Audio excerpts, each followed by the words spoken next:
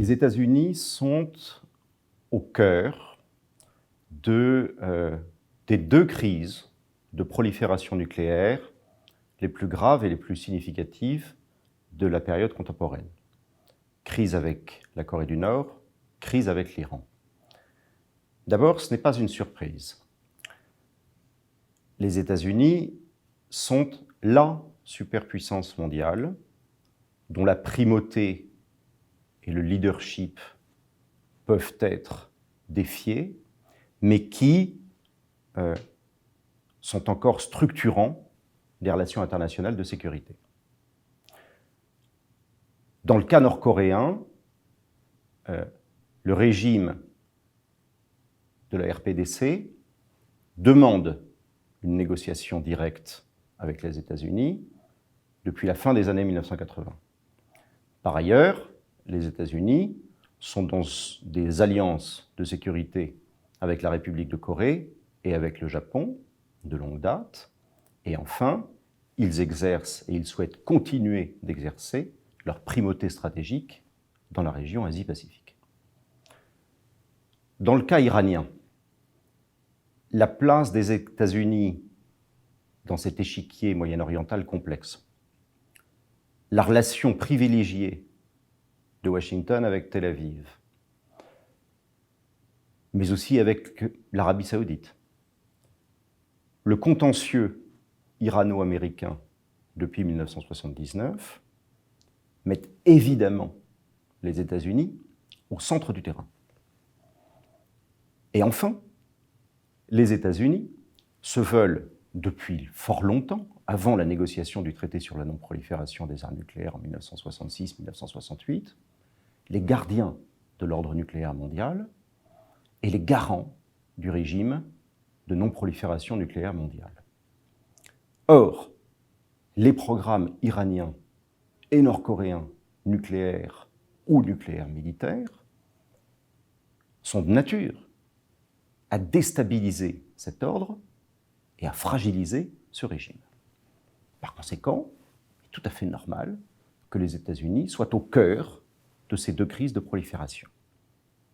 Et ajoutons à cela que le président Donald Trump a choisi d'insister sur cette implication américaine, à la différence de son prédécesseur, qui, on s'en souvient, avait choisi une politique de patience stratégique avec la Corée du Nord après l'échec de l'accord du Leap Day de février 2012, et avait choisi, avec l'Iran, de s'en remettre à un accord temporaire sur le nucléaire civil iranien en juillet 2015.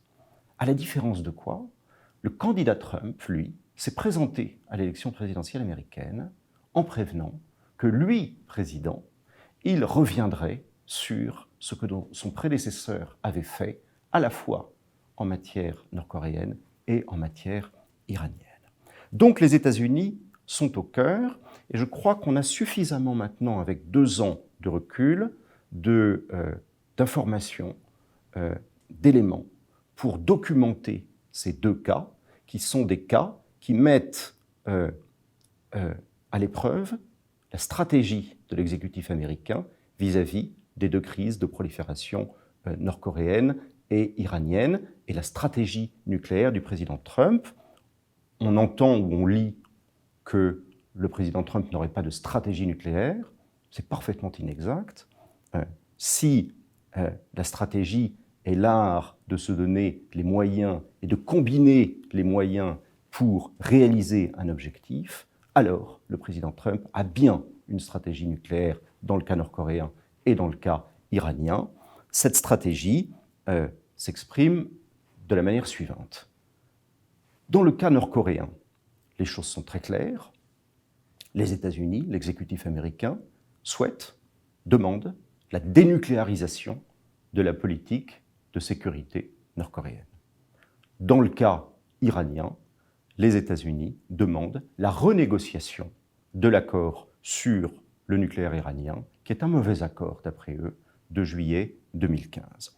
Dans les deux cas, le président américain actuel dit vouloir user d'une même méthode. exercice de pression maximale, d'une part, lancement d'un dialogue très personnalisé, direct, entre personnes physiques, d'autre part.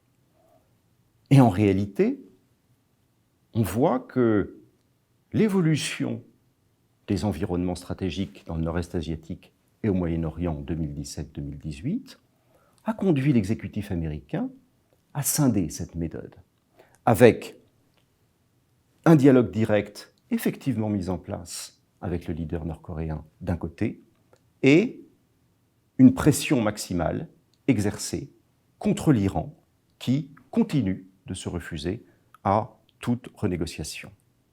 Dans le premier cas, la méthode a accouché de 2 sommets, le sommet de Singapour, le sommet de Hanoï, et d'une rencontre récente dans la zone démilitarisée entre la Corée du Nord et la République de Corée. Dans le second cas, les États-Unis sont sortis de l'accord nucléaire comme ils l'avaient dit de juillet 2015, et ils l'ont fait au début du mois de mai 2018, d'une part, et d'autre part, ont réimposé des sanctions économiques très dures contre le régime iranien et contre l'économie iranienne, assorties d'extraterritorialité, afin d'imposer à l'ensemble du commerce iranien un empêchement, y compris s'agissant des hydrocarbures et surtout s'agissant des hydrocarbures. Alors la question qui se pose, c'est de savoir quels sont les résultats aujourd'hui, 2 ans après la mise en œuvre de ces 2 stratégies et de la cohérence de cette stratégie dans ces 2 cas que l'on peut donc comparer. À ce jour, la politique de lutte contre la prolifération du président Trump est un échec sur les 2 fronts. Ce qui veut dire, non pas que Donald Trump n'a pas de stratégie, encore une fois, mais que sa stratégie, que ce soit les objectifs, que ce soit les moyens pour réaliser cet objectif, ne fonctionne pas. Sur le front nord-coréen, non seulement la dénucléarisation appelée de ses vœux par Donald Trump à son arrivée au pouvoir n'a pas été, ne serait-ce qu'entamée, mais encore, le régime, du fait précisément de ces sommets, de ces rencontres bilatérales à haut niveau, de cette reconnaissance mutuelle d'une certaine manière des 2 régimes, est en passe d'être accepté comme État possesseur de l'arme nucléaire, ce qui est diablement ironique, si l'on veut. Dans le cas iranien, l'accord de juillet 2015, alors que nous parlons, est sans doute en train de vivre ces dernières semaines ou ces derniers mois, c'est en tout cas fort probable si la tentative de médiation française ne parvient pas à ses fins, et rien ne garantit tout à fait, même si ce n'est pas le cas aujourd'hui, que le pays ne relancera pas un programme nucléaire militaire. Alors quels sont les effets de ces 2 résultats qui sont des échecs? D'un côté, nous avons un État qui est sorti indûment du TNP en janvier 2003 et qui est en passe d'être reconnu comme État nucléaire par la principale puissance nucléaire mondiale, qui est garante de l'intégrité du traité sur la non-prolifération nucléaire et de l'autorité de la norme de non-prolifération nucléaire. Et de l'autre, nous avons un autre État qui respecte ses obligations au titre du TNP, qui est mis au banc de la communauté internationale par la même principale puissance nucléaire, qui est, encore une fois, garante de l'autorité de la norme de non-prolifération nucléaire mondiale. Et cet état de fait va fatalement exercer des effets à plusieurs niveaux qu'il faudra observer et confirmer d'ici la fin du mandat du président Trump. Et ces différents effets vont avec un certain nombre de caveats que je vais mentionner.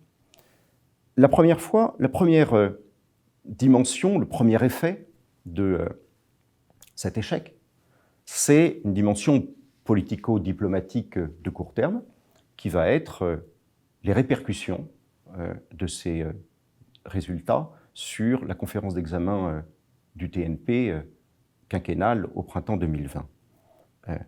On sait que cette conférence est mal engagée, qu'il y a beaucoup de controverses entre États parties, entre États dotés et États non dotés de l'arme nucléaire, en particulier sur le blocage du désarmement nucléaire mondial.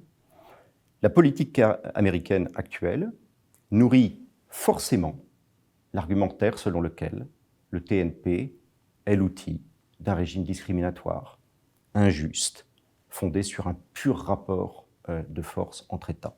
Ensuite, le leadership américain en matière de non-prolifération va être durablement affecté et entamé, soit auprès des États alliés, en Europe ou dans le nord-est asiatique, soit auprès des États amis. Et on ne se rend souvent pas bien compte de l'importance et à quel point ce leadership est précieux pour l'autorité de la norme de non-prolifération sur le terrain. Donc on peut s'attendre malheureusement dans les années à venir, si une telle politique continuait, à une érosion silencieuse de la norme de non-prolifération dans sa mise en œuvre sur le terrain par les États de la communauté du TNP. Troisièmement, on observe, et tous les États l'observent, que les États-Unis, en ce moment, accordent une primeur aux dictateurs qui se dotent de l'arme nucléaire en dépit de l'opposition unanime de la totalité de la communauté internationale. C'est une leçon dont pourront se souvenir d'autres États, en particulier si le président Trump devait exercer un deuxième mandat pendant encore 4 ans. Cela étant dit, il faut noter une autre chose, c'est que si la stratégie de non-prolifération américaine n'est pas garantie, et si, à l'avenir, la non-prolifération n'était plus garantie par un régime juridique de droits et de devoirs, de coûts et de bénéfices acceptés par toutes les parties, alors elle le sera certainement par l'utilisation de la force. Parce que la lutte contre la prolifération demeure une priorité de la politique de sécurité et de défense américaine. Et par conséquent, on peut s'attendre à une réaffirmation des stratégies de contre-prolifération qui avaient été entamées au début du siècle, entre, disons schématiquement, l'invention, création de l'initiative de sécurité contre la prolifération en 2003 et la destruction par les forces aériennes de l'installation nucléaire d'Al-Kibar en septembre 2007. Il faut sans doute ajouter que le président américain actuel, rendons-lui cela, n'est pas un homme de guerre, n'est pas en tout cas un partisan des guerres de non-prolifération. On le voit bien dans le cas actuel avec l'Iran. Le désengagement des États-Unis de nombreux théâtres d'opération dans le monde était une promesse de campagne du président Trump. Il aime lui-même à se présenter comme un président qui sauve des vies humaines ou qui n'expose pas inutilement des vies humaines. Et à ce jour, les partisans d'une guerre préventive contre l'Iran au motif de la prolifération des armes de destruction massive dans ce pays et à cause de ce pays, n'ont pas l'oreille du président Trump. Pour autant, j'ajoute également un caveat dans le caveat, un engrenage sur le théâtre iranien n'est pas à exclure, comme on l'a vu et comme on le voit avec les incidents qui se passent dans le détroit d'Ormuz et dans l'ensemble du Golfe Persique, qui pourrait mettre Trump face à un dilemme. Il avait 2 engagements. Un, revenir sur l'accord qui était un mauvais accord de juillet 2015 avec l'Iran, et 2, désengager les États-Unis du Moyen-Orient. Il va là falloir que le président fasse un choix, arbitre entre ces 2 objectifs, parce que pour le moment, nous sommes face à une incohérence. Et dernier point que j'aimerais mentionner sur l'ensemble de ce sujet, c'est que le président Trump n'est certainement pas un doctrinaire. C'est un homme de terrain, c'est un homme qui est pragmatique en cela, qui suit ses intérêts en fonction de l'évolution du terrain, et même s'il est versatile, il faut se souvenir que c'est essentiellement un populiste. Et nous entrons dans une phase active maintenant, à partir de la fin de l'été, de campagne électorale aux États-Unis, qui va aller du mois de novembre 2019 au mois de novembre 2020. Et il est fort probable à ce moment-là que la politique de non-prolifération, que ce soit dans le cas coréen comme dans le cas iranien, sera essentiellement dépendante de l'opinion américaine. Et s'il y a quelque chose que le président Trump a compris et respecte, c'est que les démocraties occidentales sont devenues des démocraties d'opinion, en particulier aux États-Unis. Donc l'évolution du débat, et en particulier des sondages sur les priorités de sécurité, vont certainement être des facteurs déterminants dans ce que le président Trump décide de conduire pour mettre en œuvre ses politiques de lutte contre la prolifération dans le cas iranien et dans le cas nord-coréen.